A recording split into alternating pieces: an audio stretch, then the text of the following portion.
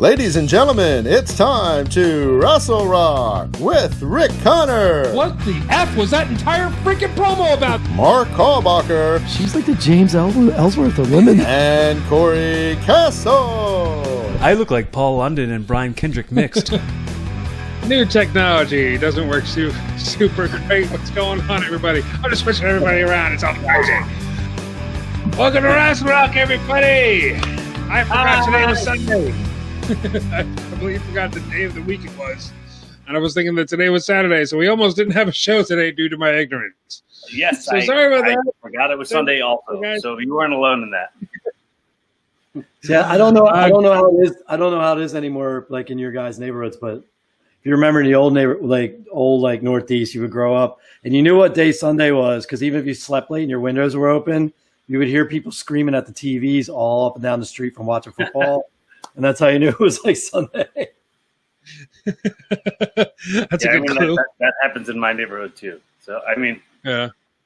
I guess I got better at tuning that out and just staying asleep if I want to. Not me. I got the Eagles game on right now. Sports for you, man. Sports is back, and we're all going to take a hit for it, all us non-sports fans. Yeah, Raw's probably going to take a hit with Monday Night Football, but the game lineups aren't the greatest, so we'll see. Yeah. It'll be all right, though. They seem to be doing okay. Raw came back strong this way. It was kept on saying, "Oh, Raw is in your face this week. It's in your face." They kept on saying. They said it like 27 times. Raw is in your face. But I gotta give it to them. They really love those buzzwords. They really like to force them down your throat. Yeah. They had another one too. They were hardcore doing. I just can't remember it now.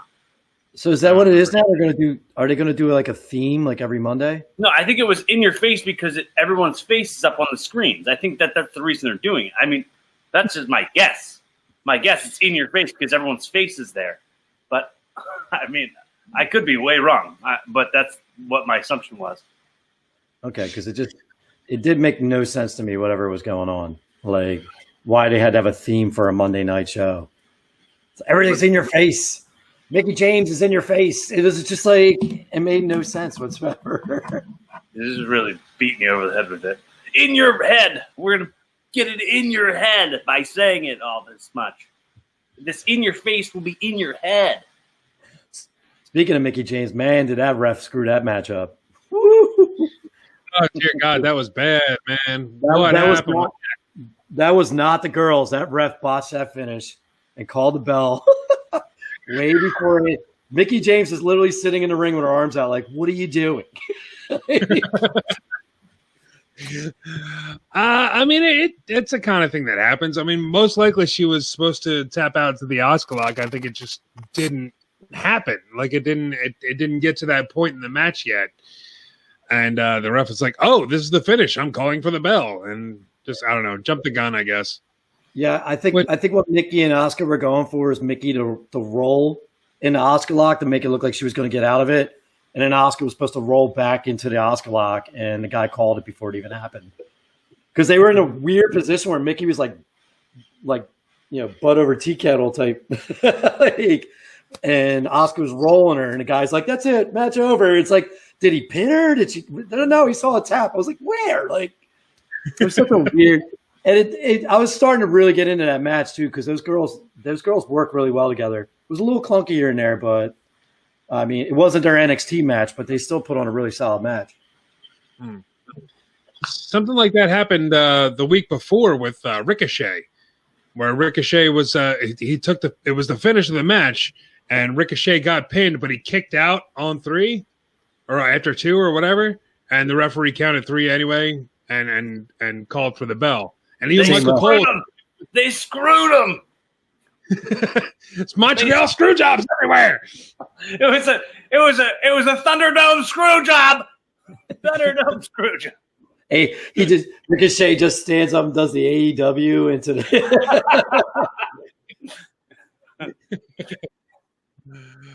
Yeah, but that's, I mean, things happen, but I mean, there were so many good things that happened on Monday Night Raw too that it kind of overshadowed it, if you ask me. The Rollins match, the steel cage match with Dominic, I thought was fantastic. I thought they did a really good job with that. They did. And yeah, I don't know if that's going to be the end of the feud or whatever. They're like trying. It's like trial by fire. Like, we're going to force you to get good. We're just going to throw you into main event matches on Monday Night Raw against one of the best in the business and force you to be bad. Go ahead. Try to be bad. You can't, because this is Seth Rollins. I don't know. That kid to me looks better every single week. Every week he looks like he just gets a little bit better every week. I mean, that match was great. I still think his slide out of the ring into that sunset powerbomb from last week was insane. But he did a lot. He looked smooth in there with Rollins. I mean, you got to give Rollins a lot of credit for that match too, because it's Seth. Yeah. But this kid's getting better every week, and it's really cool to see. It's like watching old NXT where you watch people like get better as the weeks would go on, because it was an actual developmental back in the day.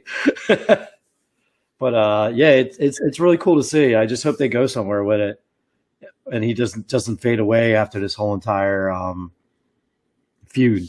I don't know how they're going to keep him hot after this. Yeah. Who can they keep him in programs with that people are going to care about? It's like, yeah, it seems like a real novelty act, and it seems like a real. I don't want to call it a nostalgia pop because there's no nostalgia for Dominic really, except for the fact that his custody was hanging in the balance at SummerSlam 2005. Yeah. It's actually Eddie's kid, damn it. It's not your son, Ray. It's not your son. If they pull that gimmick out, if they bring up that old storyline, oh my God, that would be so great. Guerrero shows up with papers.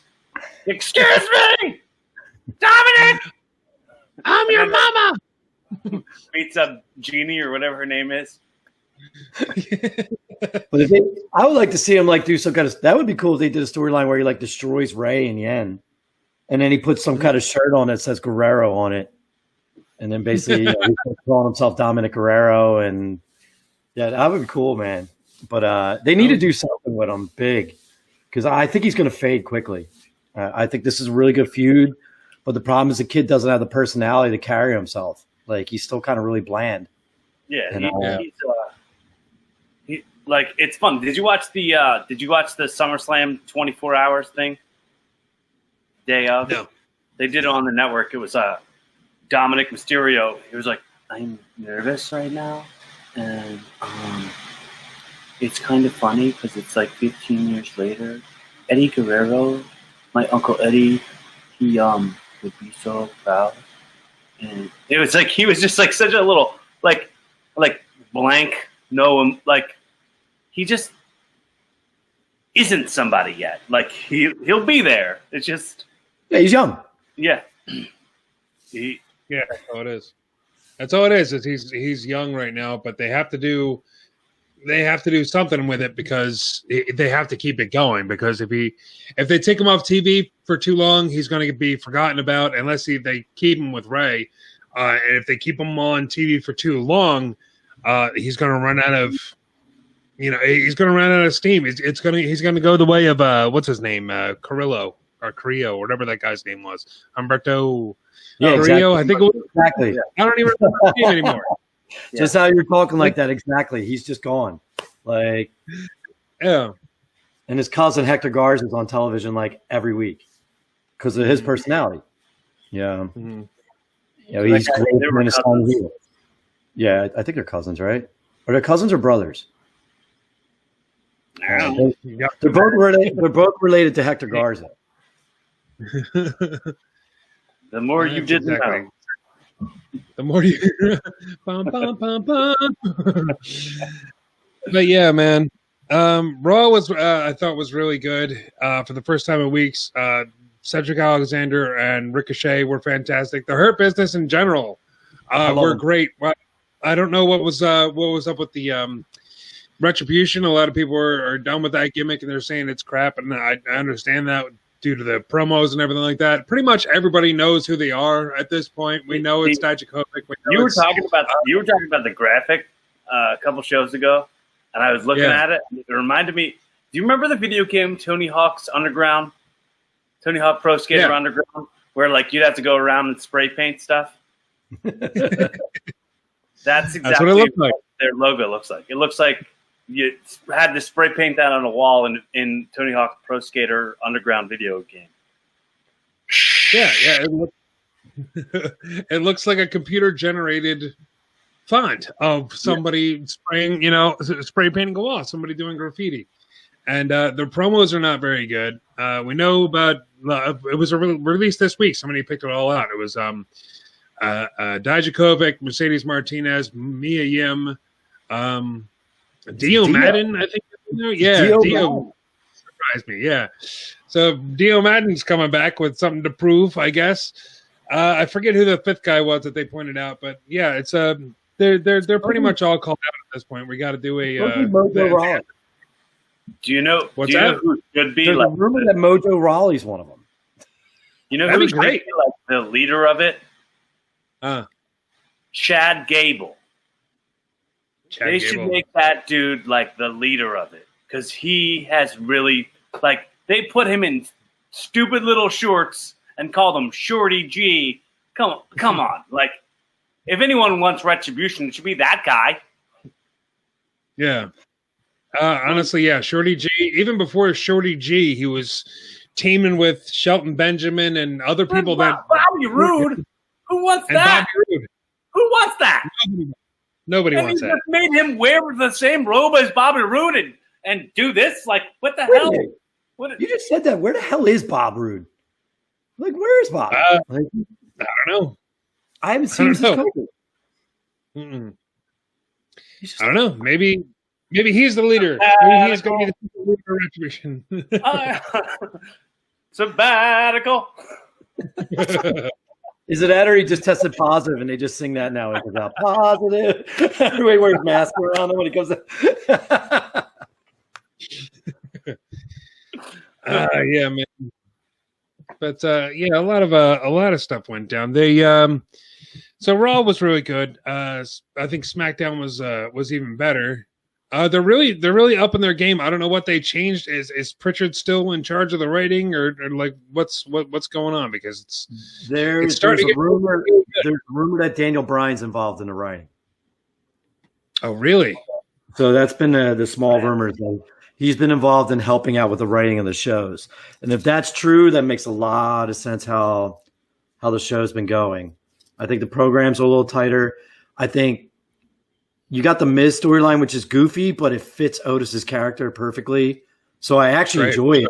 I think it's fun. Like they separate him for his girlfriend. Now they're like giving him like a BS lawsuit for his contract, and it fits the Miz too. Miz fits in those weird, quirky storylines like that. So I think that one's fun. Miz fits. That should be his T-shirt.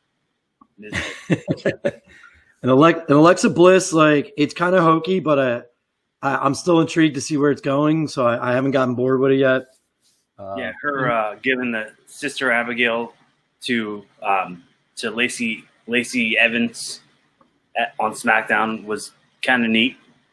I mean, I don't understand. Is it like is she trying to like keep up a relationship with the Nikki Crisscross Applesauce? Yeah. Okay. Is she gonna be in the Wyatt family too? No, I think she's gonna destroy Nikki, and that's gonna be when she moves into the Wyatt family. But I don't know. There's rumors that the Wyatt family's gonna go turn into good guys, and then they're gonna war with Roman Reigns. So I don't know. Everybody makes up these dumb rumors, so I don't know if they're true or not. But I would think she would destroy Nikki Cross, and that's her full transformation into being part of it. And then, like I said, the other rumors that I heard about the Wyatt family was Lars Sullivan and Bo Dallas. So I don't know how that's going to work. Bo Dallas, I've been wanting that for a while. Everybody has. Lars Sullivan, I could give two S's about that at all. I don't care a tiny bit. It's like an amazing credit card offer because I have 0% interest in it. It's a Braun Strowman retread with less personality. You're basically just getting another like you what were we calling it before, like super boss level bad guy. Right. Like he's super strong and nobody can beat him, but he has less personality. And it's didn't he get like canceled for like a bunch of homophobic stuff? He paid a lot of money and said he was sorry. That's all I know. Okay, well, they're hands clean. Everything's fine. I know he got fined a lot of money. It happens. And then I'm sorry. Didn't it come out after that he did like some homosexual pornography, like in his younger days? I didn't hear all that. Somebody look into that. No, I'm not gonna. But somebody else who's listening, look into that. Let us know in the comments below. There's a few people. I just see Matt Flowers like Lars Sullivan. If it was just about anybody else, I'd be like, yeah, I'll check it out. Why not? I'll make sure. I'll do it for research. Lars Sullivan, I'm like, you know what? I'll let that story go. I don't need it resolved. Anybody else, I might check it out. I just see the next time Matt joins us for our live stream, he just puts on the phone and just turns his phone like this the whole time we're trying to just keeps showing Lars Sullivan porn over.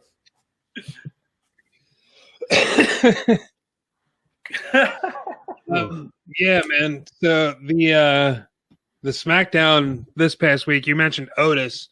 I'm loving this storyline.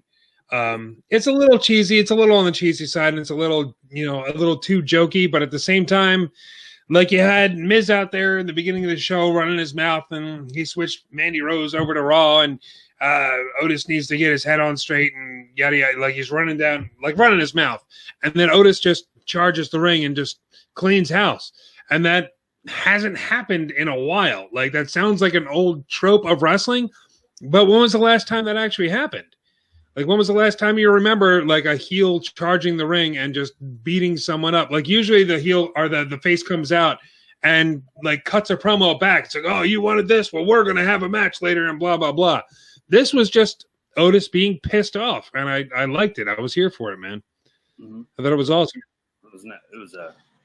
It was interesting, for sure. It was something different than what we've seen because, like, it seems like there's been a formula that weekly shows have turned into for years and years in WWE. And weeks can feel like years and years when you follow that exact formula for just a little bit too long. So it's a good change of pace to see like something a little bit different. And with that being said, I have to say the fact that they gave us Sami Zayn and AJ Styles on free TV, what a treat. What a real treat for us. This is an amazing match. Yeah, they've been working the Intercontinental storyline. That's all been on television. We've had SummerSlam and Payback since that storyline started, and that has just been on SmackDown, which I actually like. Like I think it now they're building up towards Clash of Champions, and this is all going to come to a head in a 3-way ladder match, which I think is great. But I love the build to this, and I love that it's all been on SmackDown. We haven't gotten a resolution at a pay-per-view yet for 2 months. I think that's great. They kept my interest the entire time. And Mark, weren't you just saying this about like AEW's last pay-per-view was all like furthering their storylines? Yeah. And it's like their pay-per-views aren't on a network that you can pay $10 a month for. You have to like go out of your way and put a ton more effort into getting their actual pay-per-views. That's why I was upset about it, because you have to spend all this money to watch them. WWE can afford it more because we're only paying, like most people only paying $10. It's still annoying, but we're paying $10 a month. So a major pay-per-view comes up, they can use a pay-per-view to basically further storylines. It sucks, but they can do it. But when you're paying $70 for an HD, or $60 or whatever it is for an HD pay-per-view, AEW should not do that. But is it only on Bleacher Report or is it on like regular ass TV pay-per-view? It's on Fight TV and Bleacher Report. because Fight TV you can get ROH for free. I think they have a live show. I think it's every Monday night. I think at 8:00. I have the Fight TV app on my TV, but I have to say I have not looked at it for months. Like, I don't even know why it's even still on the TV. I don't have any interest at all. I think it's one of those things where you have to get it's like a $10 a month service if you're getting anything. But if you want the pay-per-views, like the AEW pay-per-view, you have to pay. Well, I don't know what it is. It's like $50 extra or something like that. Maybe I'm wrong. Maybe it's a free app and you have to pay for the pay-per-views. I think that's what it is. I haven't used it. I downloaded it thinking that AEW, the regular show, would be on Fight TV so I could watch it that way since I don't have cable right now. And I was wrong. There's probably some sort of like some kind of deal with Turner. Like I tried to get the TNT app, but I also don't have cable or a provider, so I couldn't watch the program. Yeah. Before we keep continuing with SmackDown, if you want to go with AEW, I don't know if any of you guys got to watch that main event, but the Best Friends and where are the two guys from the Inner Circle, the tag team? They gave him a different the SRT guys. I'm sorry, the LAX dudes. They were the LAX. Yeah. Mm-hmm. Proud and Powerful is the name. What a match! Is that what their name is? That's their name of the tag team. Yeah, they're not called LAX there. Yeah. Trent Beretta took a he took like a power bomb or some form of slam into a windshield, and then he didn't pull himself off the windshield. He slid down the car, and then 2 minutes later there was just blood everywhere. But he did his one finisher, the crunchy or whatever they call it, which is looks like a modified vertebreaker, like in the bed of a pickup through a board. It was sick, man. It was a really good match, really fun match. Like I said, the only way to catch AEW right now is through the clips.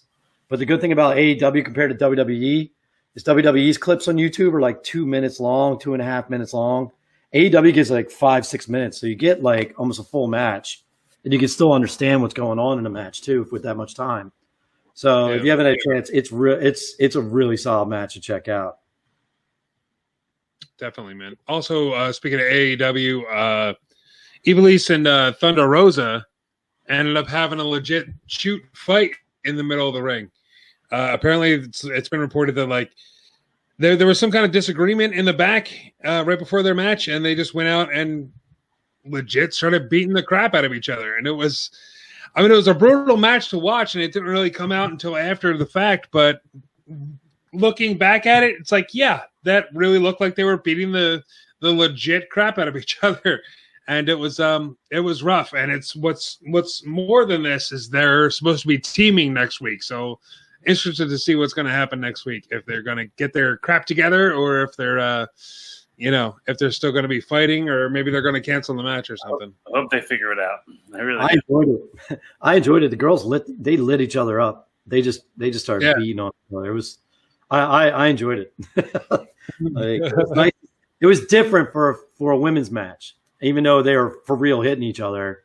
It was just to see something different.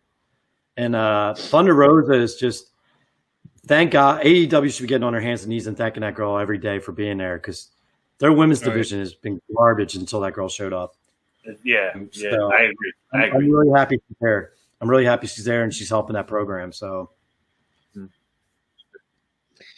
another thing I wanted to talk about was NXT this week. Not a whole lot going on. They're building up to a female battle royal. I don't know how it's going to work, how many people are going to be in it with the whole pandemic thing, and people are supposed to be social distancing and everything like that. They're not supposed to be having things like battle royals. But there's been a lot of build up with who was it? Gargano's wife that I can't remember her name. Candice LeRae. What is it? Candice LeRae. Candice LeRae. Candice LeRae, and who's she going after? It's not Dakota Kai. The Tara. Knox. Tegan Knox. Yes, thank you. Jeez, brain fart. I complained about the AEW women's division, and yet I can't remember a single name of the NXT women's division. But yeah, they were building that up a lot. I'm not digging that storyline too much. All the everything going on at the Gargano home with their having dinner, and somebody threw a remote through Johnny's TV, and he's all pissed off about it, and all this other stuff. It's like it's a bunch of weird stuff. But it's leading up to a battle royal, and I don't think either of them are gonna win it. I'm thinking they're probably gonna go back to Rhea Ripley. I imagine they've been pushing Rhea real hard. I really think she's going to be the winner. I think they're just going to further the Tegan Nox storyline, and then have them maybe wrestle each other at the next takeover, and then one of those get to wrestle for the title, I guess. I don't know. I see them putting the belt back on Rhea Ripley. And if you do that, then what are you going to do with Tegan Nox or anybody? Because they're not going to beat Rhea Ripley. So, like, I don't know. Maybe they avoid that for a while and just keep stretching her out. But we already see that Mercedes Martinez is part of Retribution. So, like, do they have her beat Mercedes and she goes away? I don't know what they're going to do. I don't know. Well, I think the end of it was that cage match they had with Ripley and Mercedes. That was kind of the end of her with the Robert Stone brand. It looked like it. There was a one of those network exclusive things on YouTube that I saw where Robert Stone was trying to hand a restraining order to Mercedes. It's like, yeah, we're just going our separate ways, and you need to stay away from me, and blah blah blah. It was dumb. It was one of those little 3-minute network exclusive deals on YouTube. But I think that's basically them saying, yeah, Mercedes is going to the main roster, and good luck to you. So, I don't know. To the group where they need to tweak the Evolution theme song. Retribution is not a mystery. Retribution is not a mystery.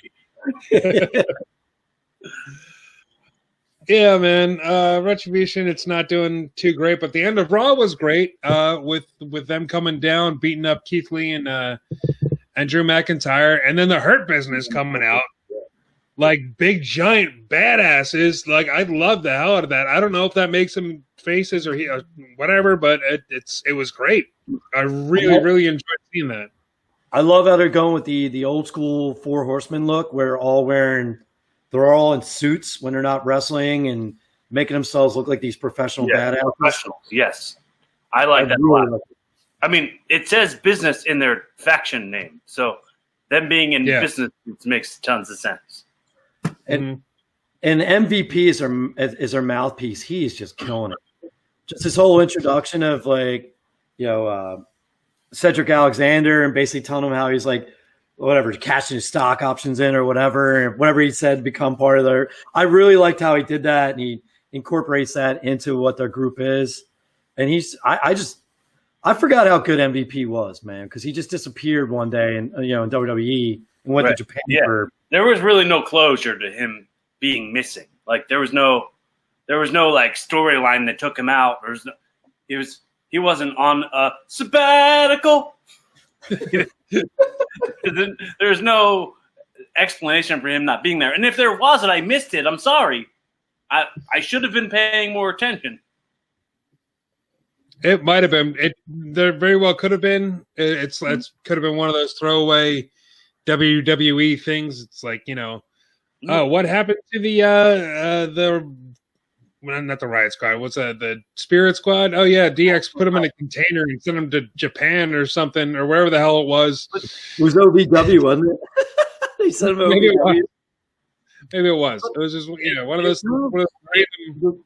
This engine of weekly television, producing weekly television, you forget what happens so often. If you're watching it, you get kind of like lost in the flow of it. It's going so fast sometimes, especially. We've been talking about for a long time on the show about how, like, they start and resolve a thing so often, like in one night, and there's like there's not time to marinate in the emotions in the story, So what it's been, for anything, right. Yeah, it's very, very true. But I'm glad MVP's back. I think he's doing a kick-ass job, and Yes. I'm loving the Hurt Business. I love that both Lashley and Cedric went to the back, got changed into suits just to come out later and beat somebody up. Like that's awesome. This for sure is my favorite version of MVP so far. Like, Oh yeah, this is the best he's ever been. Yeah. yeah, definitely. I mean, he was always good, but he wasn't this good. Moving on down to let's stay with NXT for a while. I think we were on NXT originally, but Yeah, we're talking about a bunch of people whose names you couldn't remember. Yeah, all those names that I can't remember. But me and Mark were talking off air about the Drake Maverick and Killian Dain storyline that's going on. Mark, you're not. Yeah, you're sitting there rolling your eyes now. You just don't. You're that. So, everybody knows I listen to. I follow Simon Miller. There's this trend in WWE is just getting out of control. One is tag teams breaking up, and two is the I hate you, you hate me, but let's make a tag team because we both hate these other two people more. And they're doing that right now with Nia Jax and Shayna Baszler. And what's NXT do? They do the same thing with Drake Maverick and Killian Dain. And don't get me wrong, out of all four of those people, Drake Maverick has more personality and he can suck you in better than any of the other people. But I'm still like, This sucks. Like, I'm watching this already on Raw. Why am I watching this on NXT? And it just, I don't know. It's a shame because I really think they dropped the ball with Drake Maverick with the whole firing storyline. And it could have been something way bigger and better than it wound up being.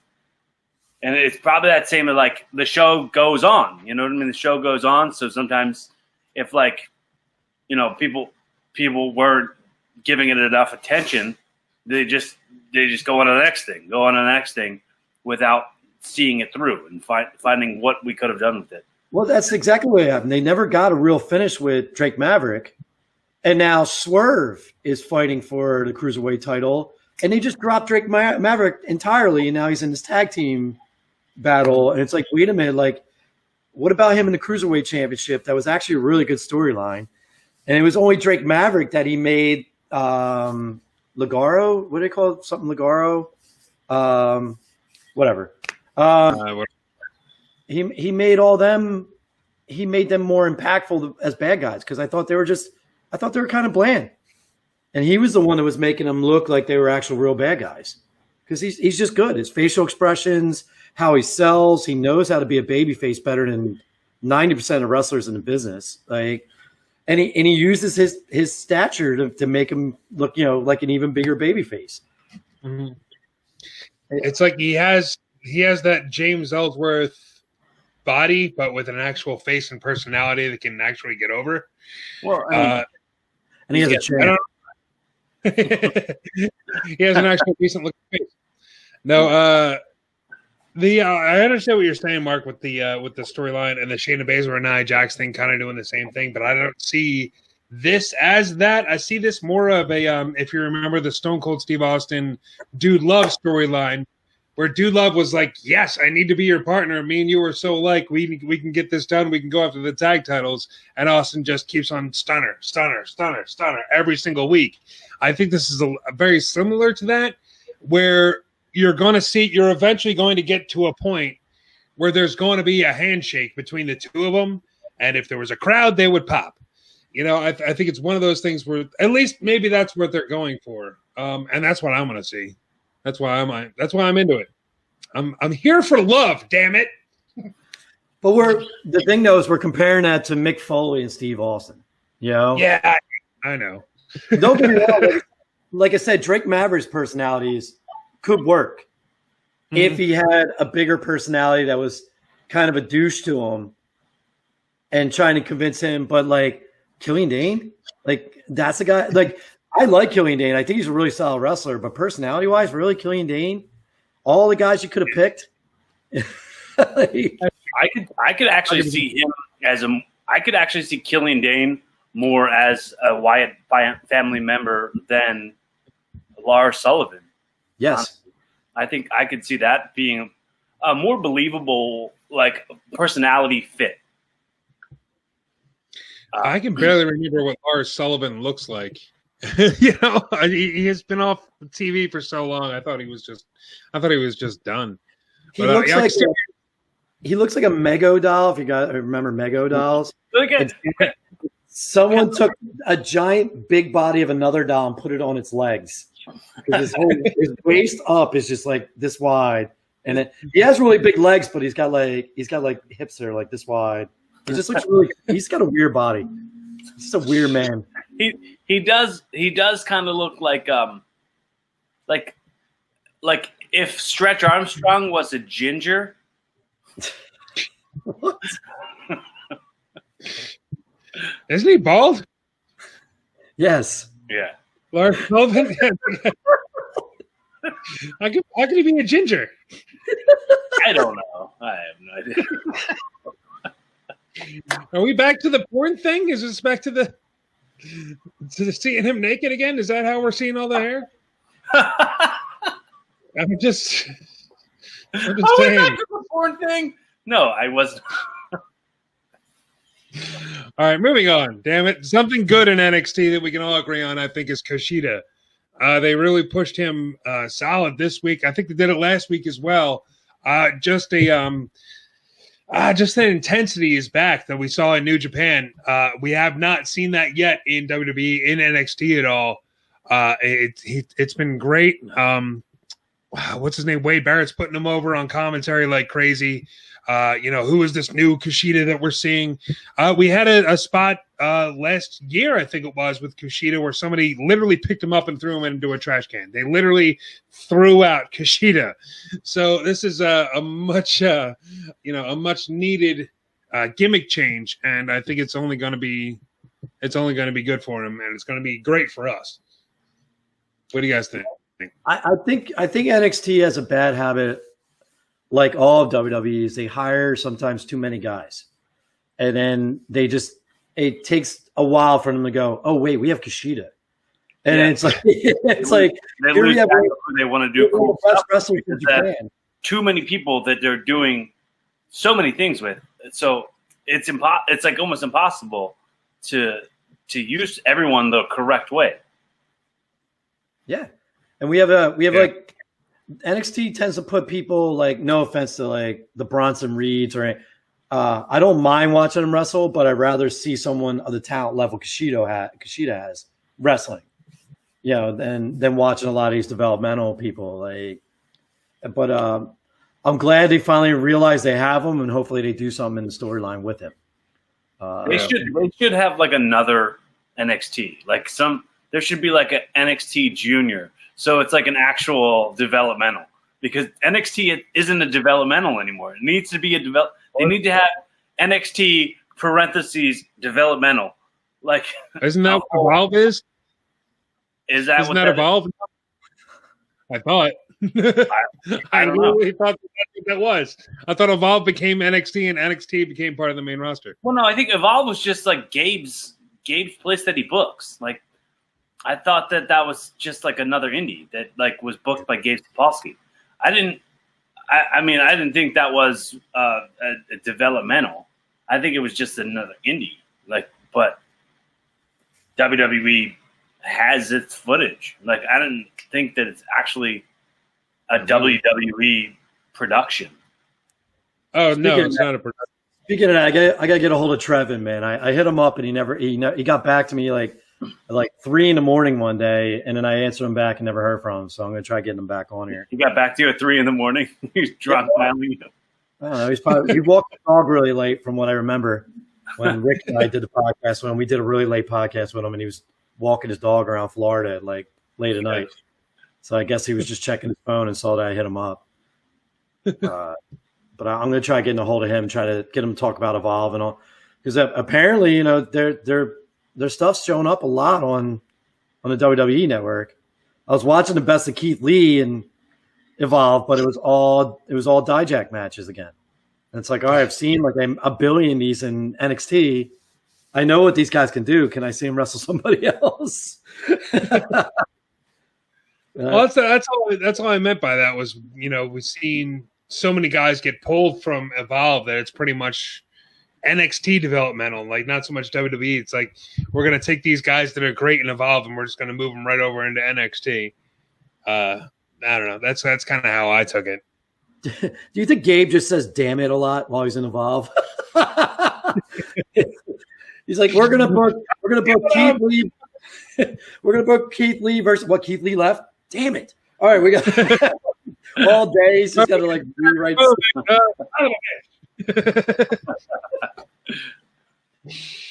There was a switching topics real quick. There was a story I came across on. I believe this was reported by Wall Culture Wrestling. Before that, I think it was the Wrestling Observer or something. Oh no, this was directly from the Chris Jericho's podcast. He was talking to Luke Gallows, saying that Luke Gallows had his own promotion while being booked in WWE.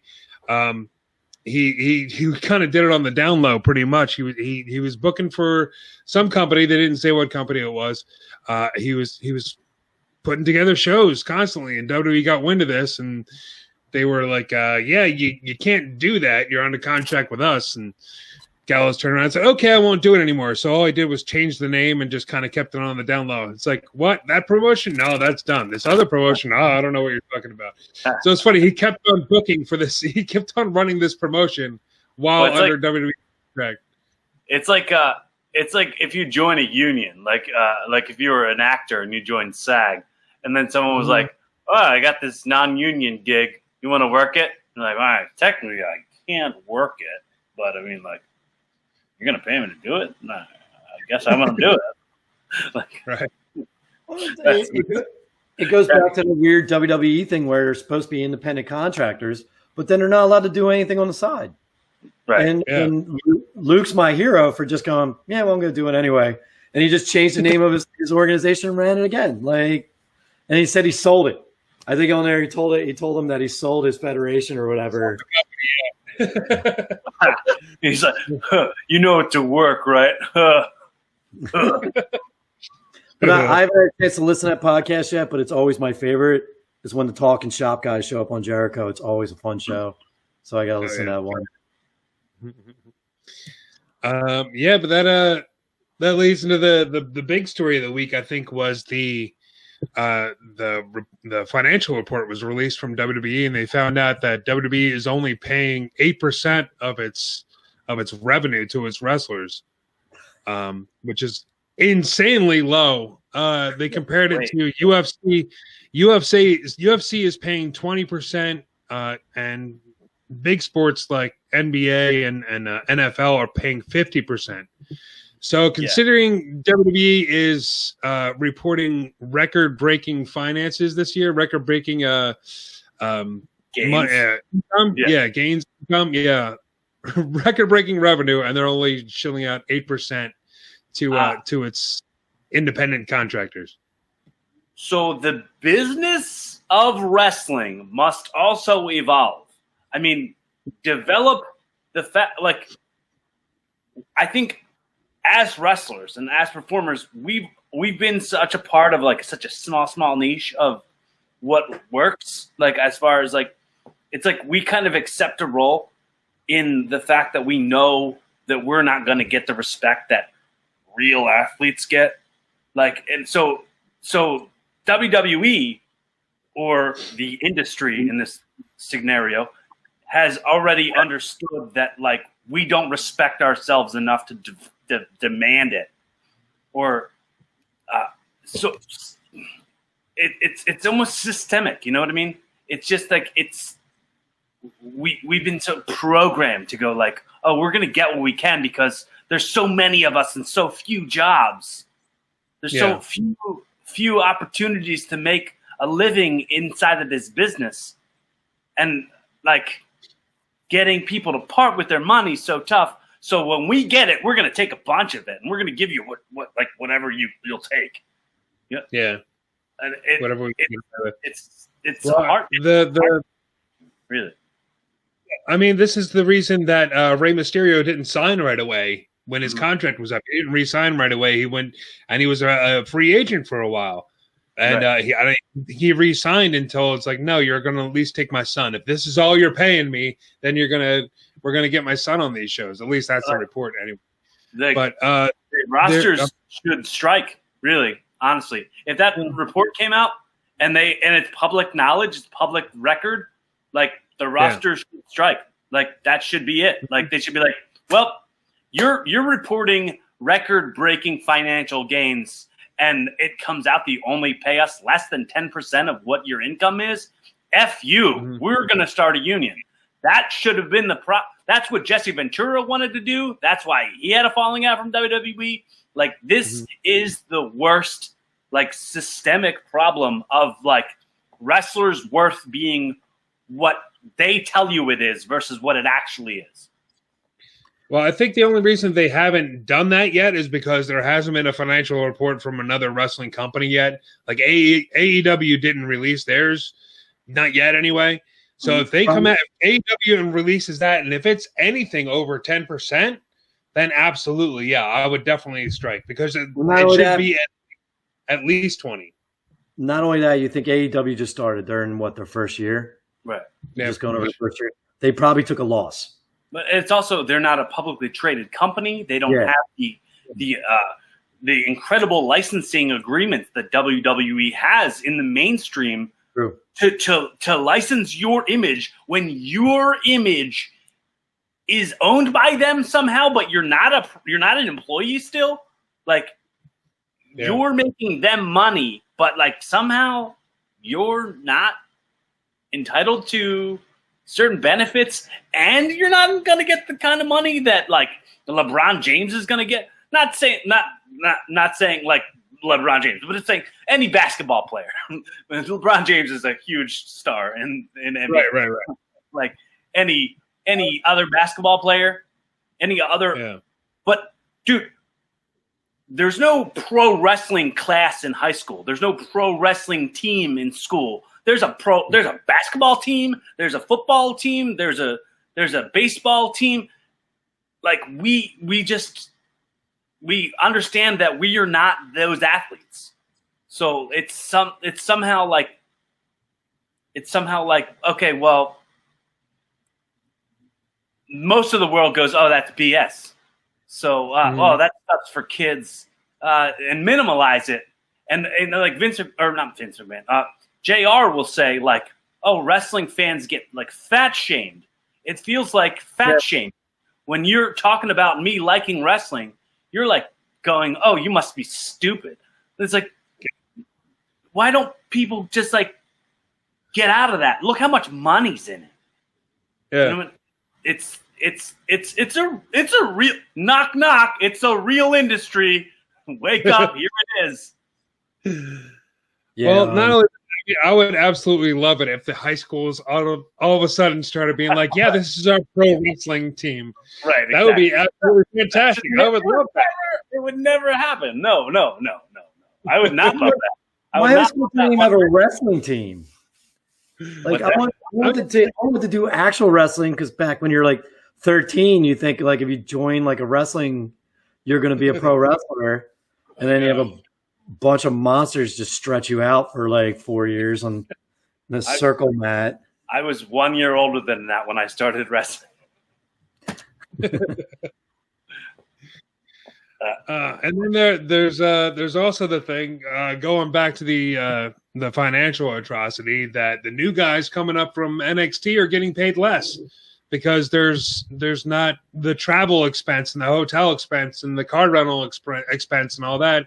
So WWE turns around and says, all right, well, you don't need that money, so we're not going to pay it.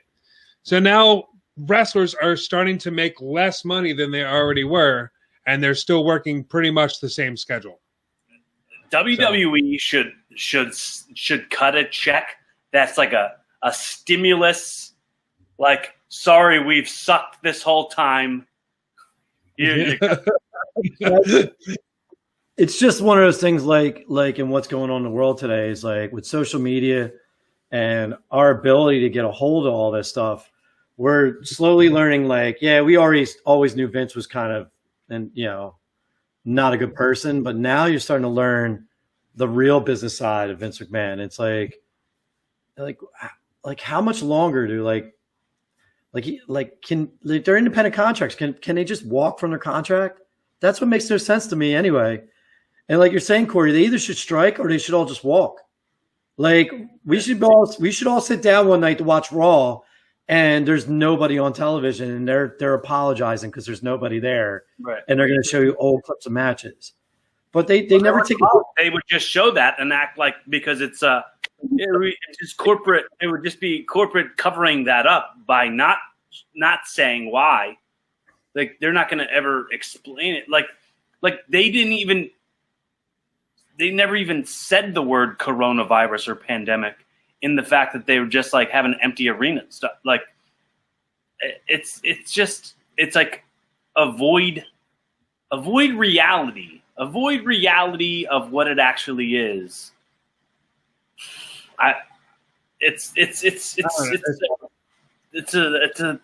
There's a thin line between what is good and what is evil, and they are tiptoeing down that line. They're very much crossing that line, pretty much. Yeah, it's really rough, and I don't know if they can do it or not. The thing is, even if everybody strikes, if WWE has the legal resource to let all those people go, there's wrestlers out there now that will do it for free. You know, they will come in and just do it because, you know, I mean, not yes, if yeah.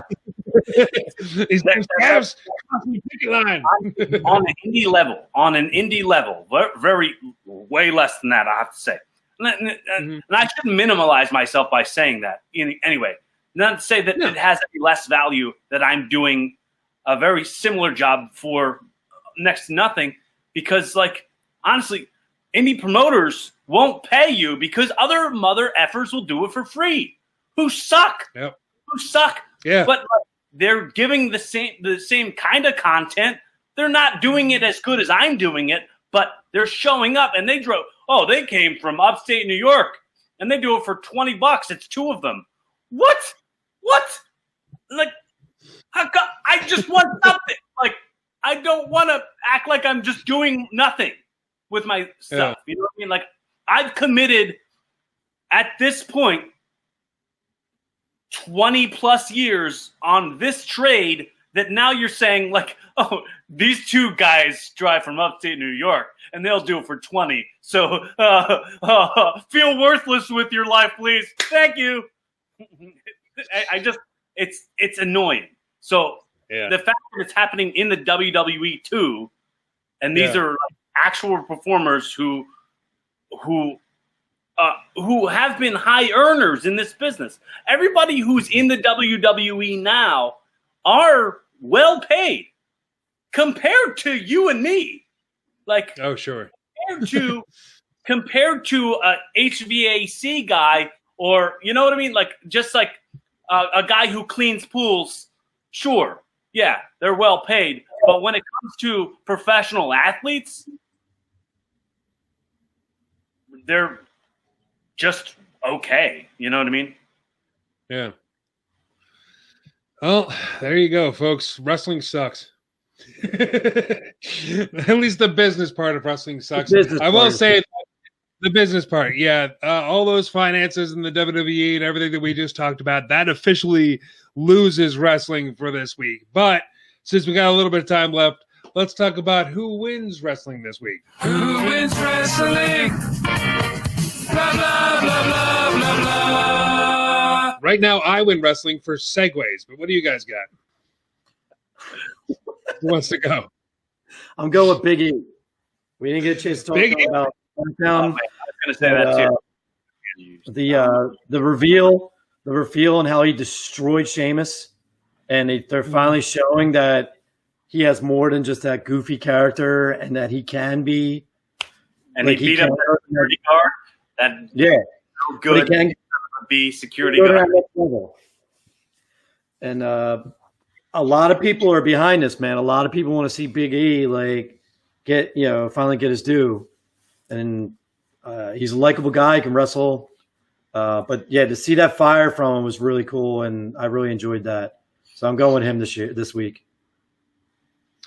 Yeah, I think before the end of the year, we're going to see at least a match between Big E and whoever the Universal Champion is.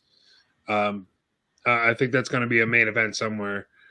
Most likely Survivor Series. Maybe they can put it off into the Royal Rumble. I don't know if they're going to be able to drag it all the way to WrestleMania, because I think Kofi is ready to come back. Woods should be ready to return pretty soon, and I don't know if they're going to start teaming them up again or whatever they're going to do. Cory, what do you got for Who Wins Wrestling?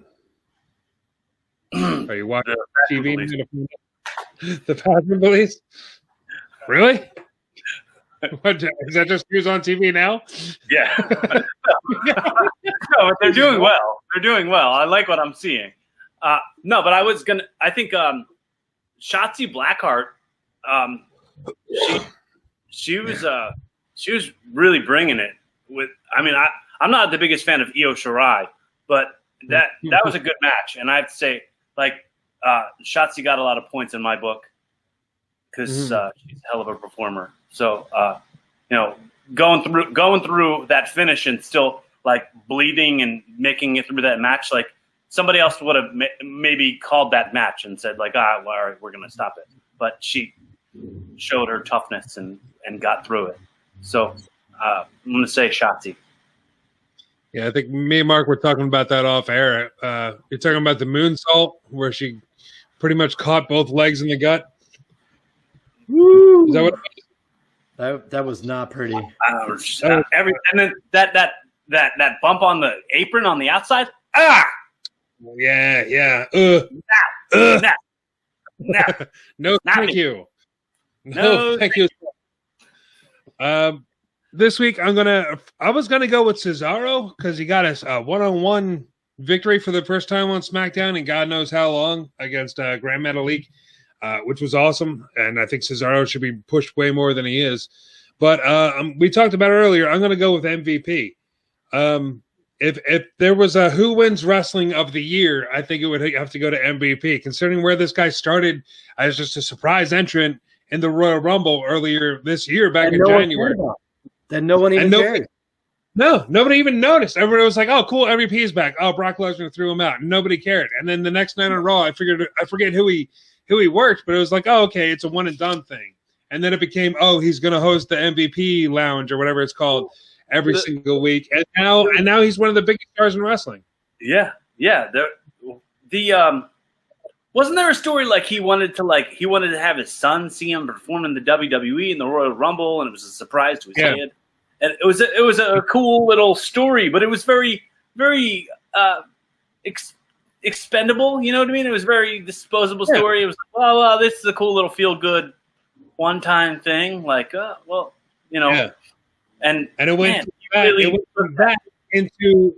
from that into the Hurt Business, which is the biggest faction that everybody's talking about. No one knew that was going to blow up the way it did, but it's fantastic, and I look forward to it every week. So, and we were just talking earlier about how he's a great mouthpiece, and he's really this is the best version of him so far. So yeah, I'm going with MVP this week. Can I bring up a thing that's got me curious? And sure. And I have another idea for a segment that we should do on the show, but okay. I'm gonna see if I have time. I mean, you might shoot me down. But what about that match on SmackDown? Made it a Samoan street fight, except for the fact that there was no disqualification and there was two Samoans in it. I'll wait. But there's name one. Is that what your question was? No. That's not the idea I have for the segment. I was going to say this after.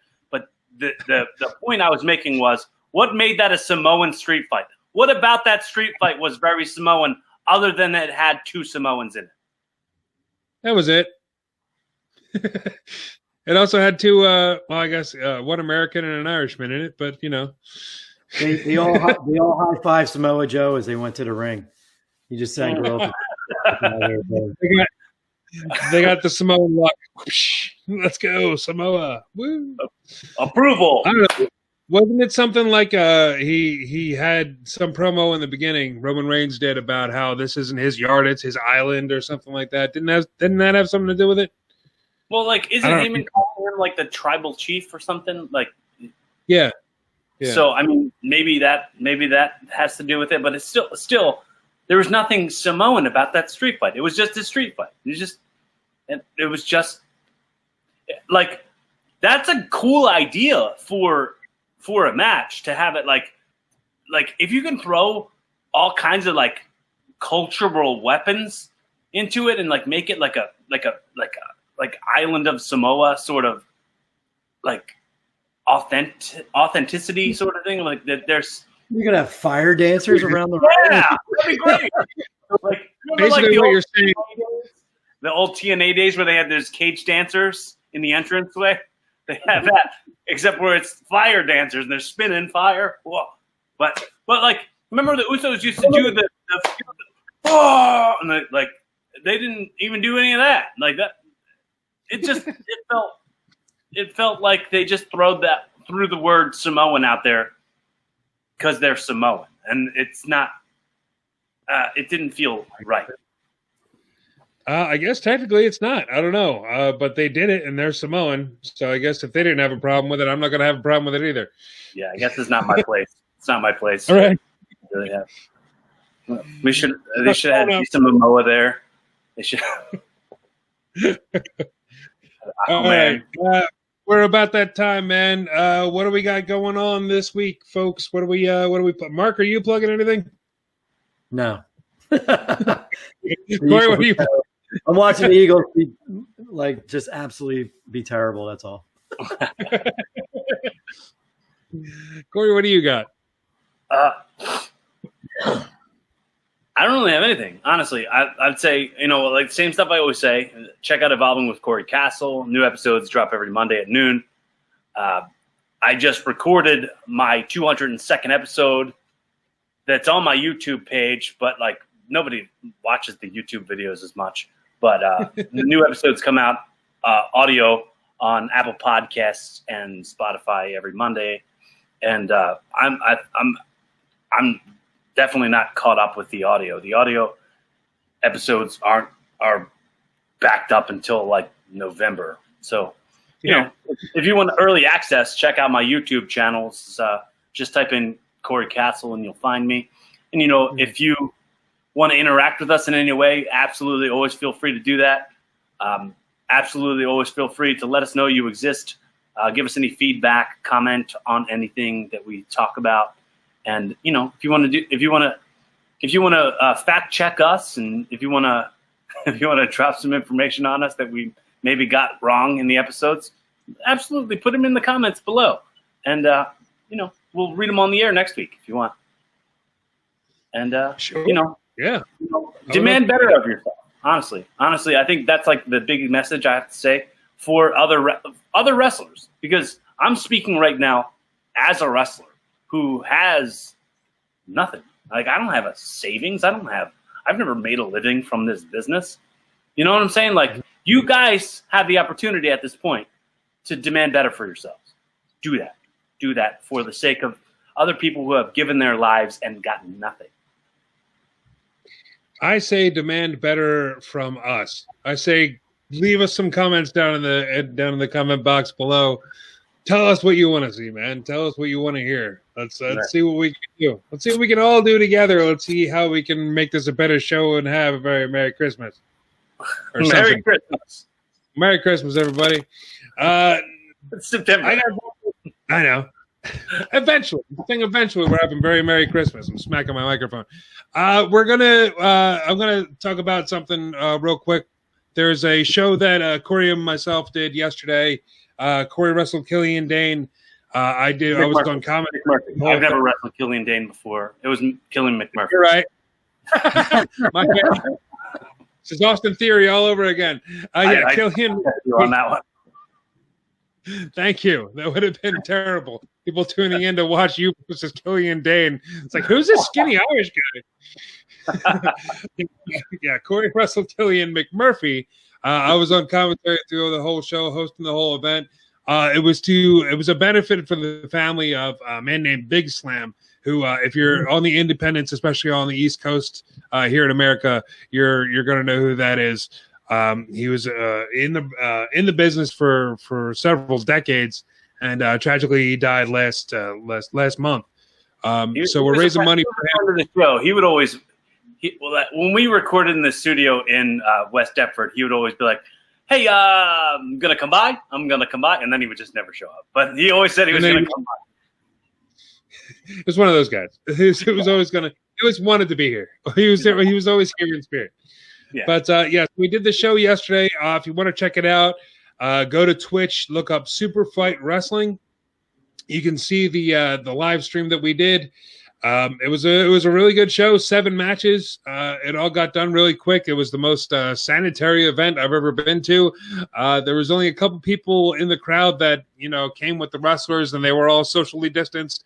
The ring was wiped down after every match. We had this big open. It was inside, but it was like a big garage door that was opened up. So we weren't all trapped inside, all breathing the same air and everything. Everybody was wearing masks. We weren't allowed to wear shoes, which was weird. And somebody threw up on my foot wearing socks. That was fantastic. But it was Somebody threw up on your foot? Yeah. What's his name? Goldstein. Mike Goldstein was wrestling Grey Wolf, and he just turned around and right where I was standing, just puked right at my feet. And I'm like, I'm so glad you told me. How is that not a viral video? That's I didn't see that. I didn't see that at all. I don't know if the cameraman got it, but yeah, he definitely. Yeah, it's very, very disgusting. Watch that just to see if that shows up. There's a couple of things that happened at that show, man. Grey Wolf gripped me up because I wasn't looking at him while he was talking. There was a whole bunch of stuff on that show, so definitely check it out, man. It's live. It's on Twitch right now. Look up Super Fight Wrestling. And it's all for a good cause, man. Give to the charity. The charity is down in the description of that video. Also, check out my YouTube channel like I plug it every week, but I'm going to plug it again. It's tinyurl.com/YouTube Rick Connor. And that's spelled CONNOR because I spell it correctly. Also, check out the other podcast that I do with Mark's sister. It's called It's Something to Do. It's on Apple Podcasts and wherever you listen to podcasts. It's a very good show. We're almost wrapping up Reaper finally. After like 6 months of doing Reaper, we're finally coming to the end. What else do I have? I'm missing something. What am I forgetting? The Teespring shop. Yes, teespring.com. Thanks for reminding me. Teespring.com/stores/Rassle-Rock. That's where you can get all our merchandise. Everything on there is connected to a charity. And that'll about do it. I'm out of breath, and I think I lost my voice here doing this. That'll about do it for this episode of Rassle Rock. I'm Rick Connor. Mark Havacher. Cory Castle. And let's take it out like we always do with Mr. Nick Burke. It's so hard to say goodbye to yesterday.